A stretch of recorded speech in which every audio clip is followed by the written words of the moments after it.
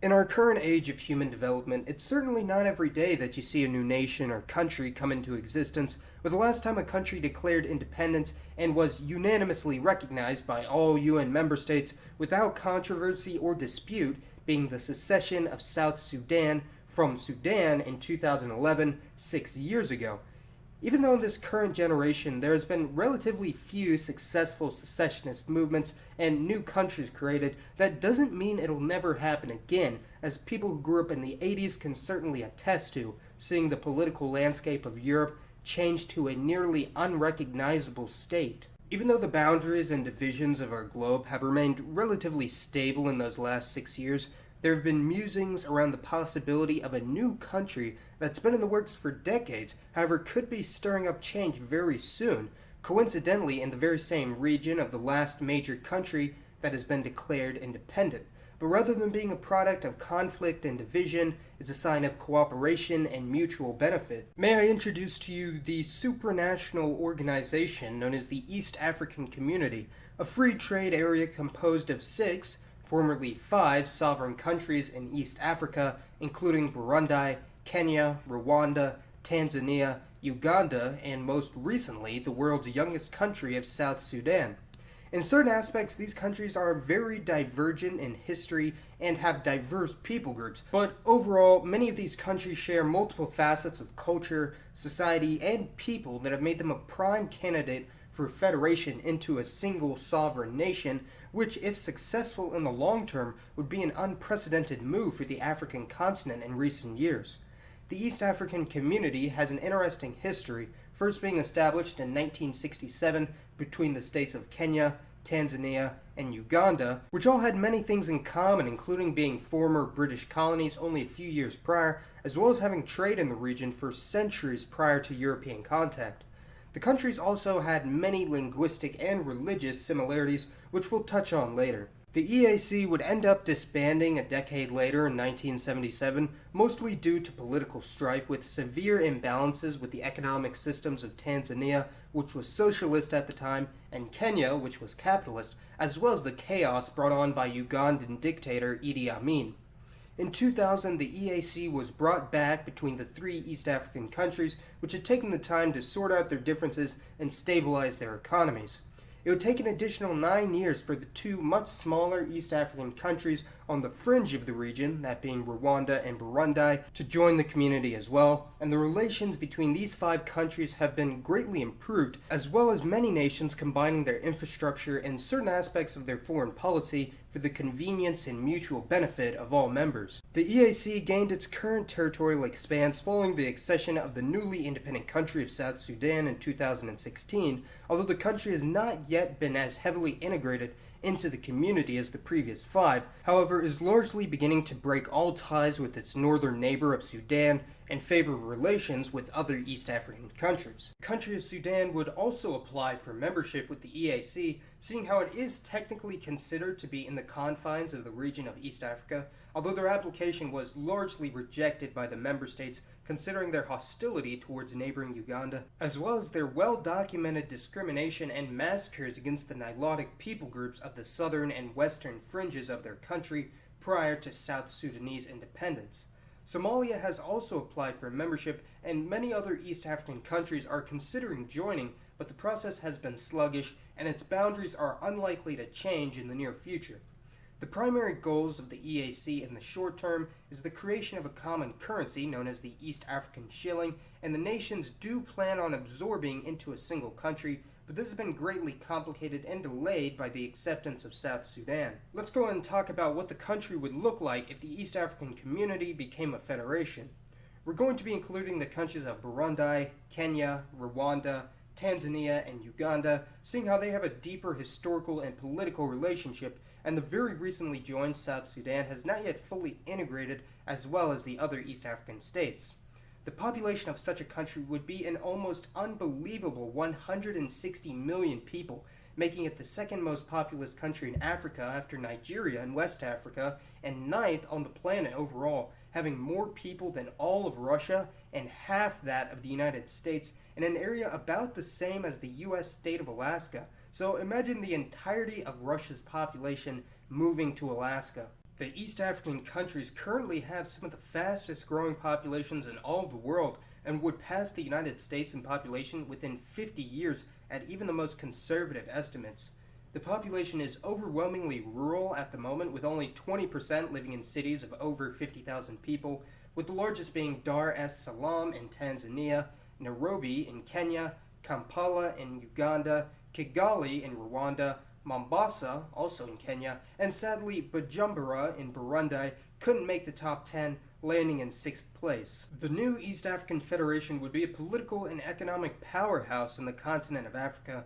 dominating trade on the Indian Ocean coast of Africa, as well as having some of the largest ports on the whole continent, with the entirety of Lake Victoria lying within its borders, being previously split between Kenya, Tanzania, and Uganda. Even though the living standards and average income of the region is very low in the rural areas, as the cities grow and new ones pop up, East Africa could easily be a manufacturing and trade giant when it comes to Africa, and living conditions could rise overall, even competing with countries like Nigeria or South Africa, which are currently the most developed countries in sub-Saharan Africa. The average income or GDP in East Africa today is very low at $3,000 US.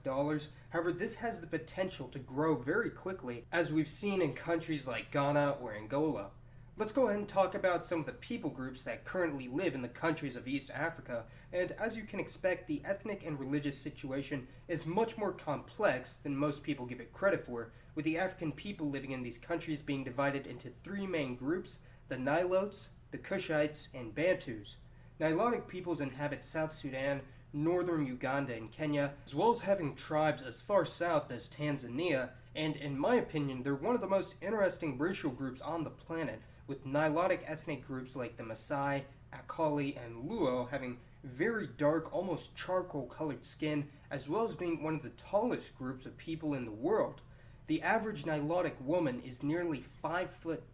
making them taller than the average man for almost every other sub-Saharan African country, and the average male is 6'4", rivaling the height of the average Dutch male in the Netherlands. Cushitic people groups like the Oromo and Somali live in the northeast of the region, mostly Kenya, and are more closely related to people groups from the Horn of Africa, and they definitely have a different appearance when compared to the Bantus, who are the dominant racial group in all East African countries, and are also the dominant group in all of sub-Saharan Africa. The largest Bantu groups in East Africa would be the Kikuyu of Kenya, Hutus of Burundi and Rwanda, and Luganda people of Uganda, with the dominant religion being Protestant Christianity, which is prevalent in all countries, while Sunni Islam is predominant in the eastern portion of Kenya and Tanzania, especially on the coast, which has had centuries of trade and interaction with the Islamic world, especially ancient Arabia and Persia.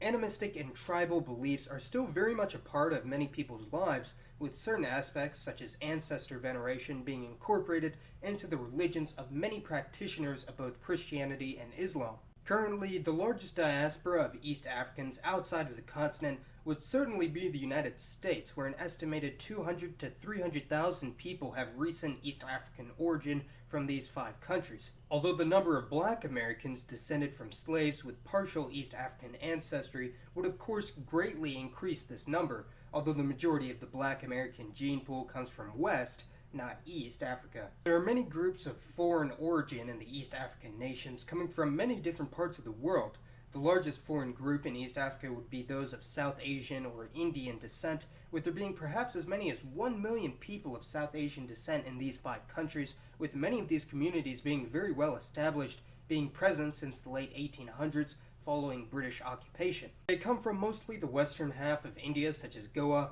Gujarat, and Punjab, and could be either Hindu, Sikh, Muslim, or Christian. They've had a turbulent history in the region, but their population is considered stable and growing. Europeans are still present in the region from the colonial era, with descendants of colonists and colonial officials being of English, Belgian, French, and even a handful of German descent from former German Tanganyika. And overall, they number somewhere around 300,000 people, although the majority are recent European and American immigrants rather than being descended from colonists. There's also a small but swiftly growing Chinese population in the region, with thousands of Chinese merchants, construction supervisors, investors, and businessmen moving to East Africa, and fascinatingly, descendants of Chinese explorers who had arrived on the coast of modern Kenya at least 500 years ago, but that's a story for a different day. The last group with a major presence in East Africa would be those from the various Arab nations, especially traders from Yemen and Oman.